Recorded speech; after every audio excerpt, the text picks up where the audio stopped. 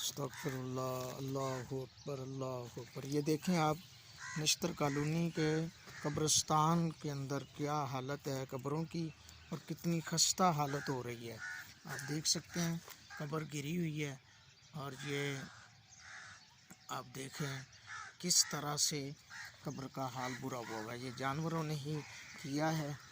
और ये देखें आप, ये देखें जी, ये देखें, अस्तगफिरुल्लाह, अल्लाहु अकबर, अल्लाह। आप देख सकते हैं क्या हालत हो रही है। सारी कब्र जो है वो गिरी पड़ी है, अंदर से स्लैपें वगैरह हर चीज़ नज़र आ रही है। और इस तरह मुतअद्दिद कब्रें हैं जो इसी हालत में है। आज देख के बड़ा अफसोस हो रहा है।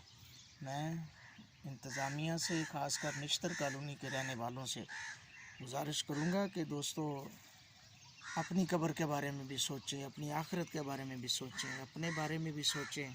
और यहाँ पर जो नश्तर की इंतज़ामिया कब्रिस्तान की है वो भी गौर करें।